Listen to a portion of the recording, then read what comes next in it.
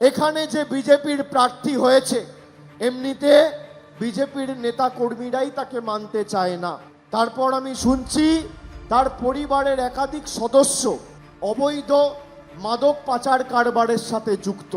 এই যদি প্রার্থীর পরিচিতি হয় তাহলে আগামী দিন যদি এইরকম প্রার্থী করণদিঘি থেকে যেতে অর্ধেক সময় পরিবার আর প্রার্থী মদ পাচার করতে আর মদ সরবরাহ করতে ব্যস্ত থাকবে, মানুষের জন্য কোনো কাজ করবে না।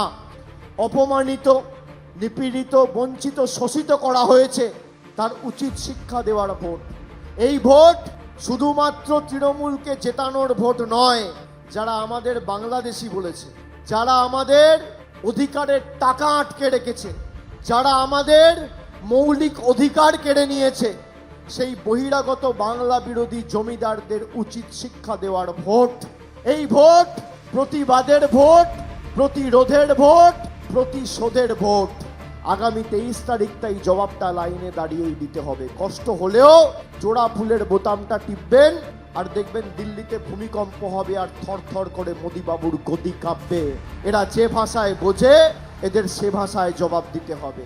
আমার আপনার সকলের প্রার্থী, তৃণমূলের প্রার্থী, জোড়া ফুলের প্রার্থী, মমতা বন্দ্যোপাধ্যায়ের প্রার্থী, বাংলার প্রার্থী, মানুষের স্বার্থে লড়াই করছে, বাংলার স্বার্থে লড়াই করছে।